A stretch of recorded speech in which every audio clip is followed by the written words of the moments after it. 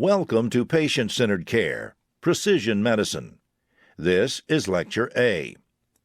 Patient-centered care is broadly considered as attending to the unique values and needs of the individual patient, communicating about diagnosis and treatment in a way that the patient can understand, and engaging and involving patients in their own care.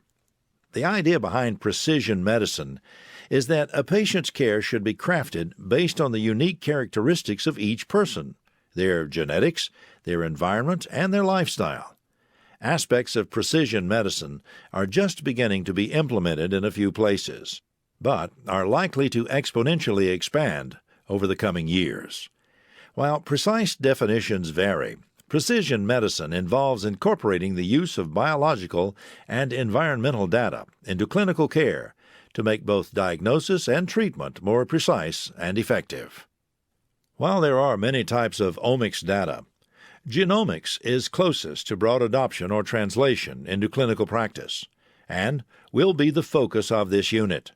This unit will examine the current initiatives, as well as the informatics underpinnings, challenges, and legal, ethical, and social issues involved in the practice of precision medicine. The objectives for this unit, Precision Medicine, are to define precision medicine and key concepts associated with it, describe the major current applications in the practice of precision medicine, discuss national initiatives, including the NIH Precision Medicine Initiative, and describe the activities of national research networks focused on precision medicine. According to NIH, precision medicine is an emerging approach for disease treatment and prevention that takes into account individual variability in genes, environment, and lifestyle for each person. It is called precision medicine because the assumption is, with this additional information, we can be more precise about risks of disease or benefits of treatments for a given individual, and can design treatments that are better tailored to the unique genetic, environmental, and lifestyle makeup of the individual. As an example, we have known for a long time that the anticoagulant clopidogrel, or Plavix, works for most patients, but not all. If we know that an individual has a gene that decreases clopidogrel's effectiveness, we can develop a different treatment plan immediately, rather than waiting to see how the individual responds to the standard drug regimen. Not only is this less risky for the patient, it is likely to save costs as well. Although precision medicine is a relatively new term, older similar terms that are still used are personalized medicine and what has been called P4 medicine. P4 stands for predictive, personalized, preventive, participatory, a term coined by Leroy Hood. According to the Jackson Laboratory, which is an institution that breeds mice with certain characteristics so they can be used for research on diseases, genetics is the study of heredity, or how characteristics of living organisms are transmitted from one generation to the next. Jackson Laboratory defines genomics as the study of the entirety of an organism's genes, called the genome. Research in genetics involves known genes, and often single genes known to cause a specific disease. Genomic research often involves discovery of new associations, frequently of multiple genes, by looking at whole genomes of individuals, with or without some complex diseases. Scientists look for variants in what are called SNPs, or SNPs, between these two groups. These genome-wide association studies, or GWAS, discover associations that can form the basis for hypotheses for further genomic research. The genotype of an individual describes the specific genes in their body that were inherited from their parents. The phenotype describes an individual's physical or clinical characteristics. The PHEWAS are phenome-wide association studies that scan the clinical record to determine phenotypes associated with a single gene variant. While the genotype remains stable over the course of a person's life, there can be changes in individual cells of the body that are called mutations. If these mutations occur in the sperm or egg cells, they are called germline mutations and can be passed on to offspring. If they occur in other cells of the body, such as when cancer develops, they are known as somatic mutations. In addition to genomics, there are other omics that refer to the studies of the roles, relationships, and actions of the various types of molecules that make up the cells of an organism. Examples include proteomics, the study of proteins, and metabolomics, or the study of cellular metabolism. Another concept that has not yet become very widespread is the idea of the exosome. The exosome refers to a detailed description, quantified if possible, of all of an individual's exposures, both environmental and internal. Precision medicine will ultimately involve both genomic and other omics, as well as environmental and lifestyle data. But to date, most of the focus has been on genomic data, and that is the focus of this presentation as well. For many years, we have incorporated genetic data into clinical care by collecting data on family trees and using that data to identify genetic diseases. With genome-wide association studies, we have generated many hypotheses to test specific associations of a variety of genes with specific clinical conditions. Conversely, with the increased availability of clinical data in electronic form, we have moved to PheWAS studies, looking at phenotypes associated with specific gene variants. Finally, in using these data, we can identify candidate genes for specific association studies. These studies are adding to our knowledge that bring us closer to widespread application to clinical care.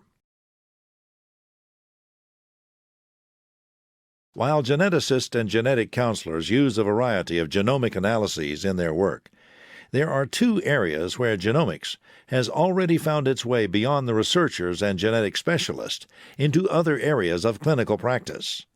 One of these areas is pharmacogenomics, which uses genomic data to make prescribing more precise. The example we gave earlier of clopidogrel prescribing is an example of using genomics to predict responses to medication and select the most appropriate medication. Other uses have been to assist with dosing, where genomics is used to identify individuals who have increased or decreased sensitivity to a given medication. Warfarin dosing, informed by genomic testing, can prevent dangerous side effects of this potent medication. Oncology is another area that has made use of genomic data for more precise diagnosis of the type of cancer and more precise therapy. In addition to genetic testing to determine if a patient has mutations in a specific gene, such as BRCA1 or 2, that would increase the risk of breast cancer, analysis of the genome of the cancer tumor itself can provide information on sensitivities of the tumor to various types of treatments. For oncology, prognosis is also highly altered by tumor gene molecular subtypes. For example, if a patient has what is known as triple-negative breast cancer, there is no target for therapy. The type of testing involved in the oncology applications is somatic testing that examines characteristics of the tumor cell.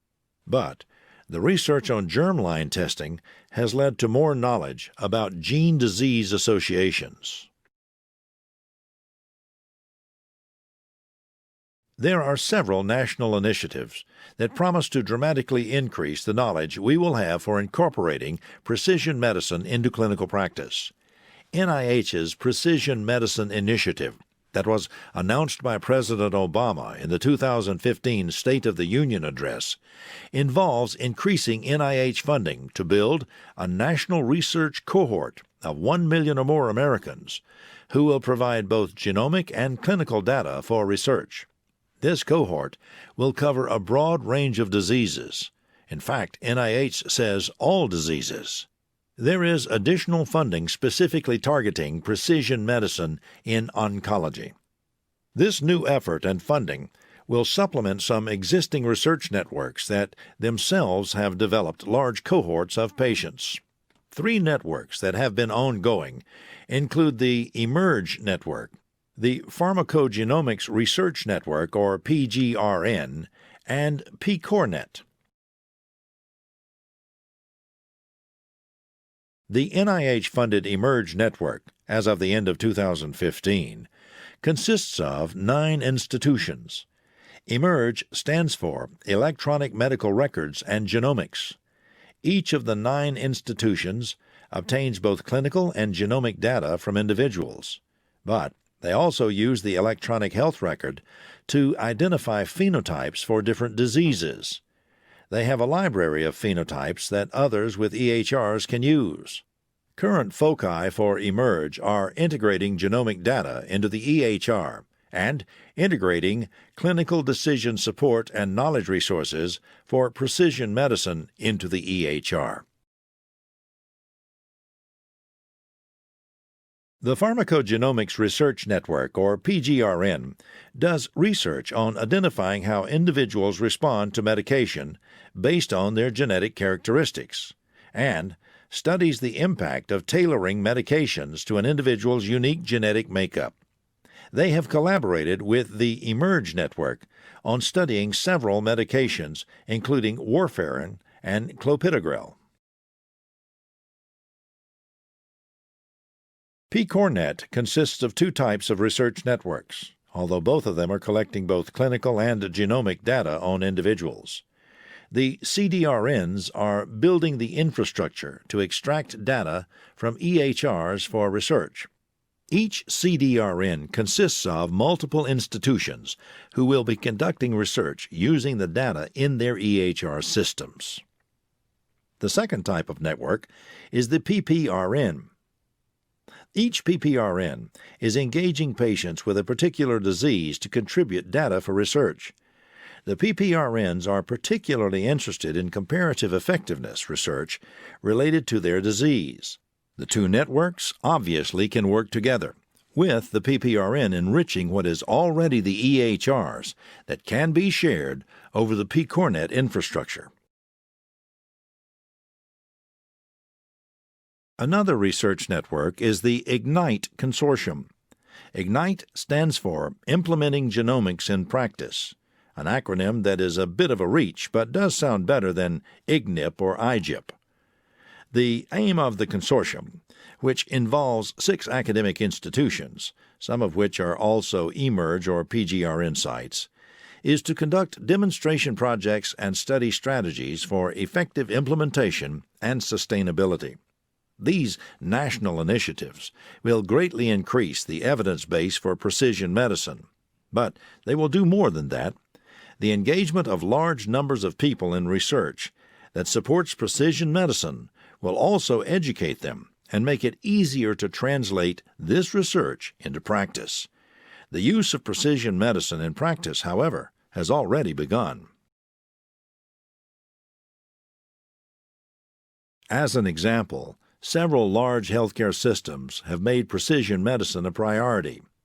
Both Geisinger Health System and Vanderbilt University are part of the eMERGE network, but their work to build genomic repositories predated their participation in the eMERGE network.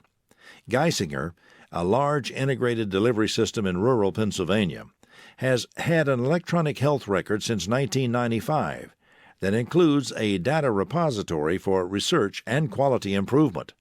They started a biorepository in 2007 and have consented over 45,000 individuals.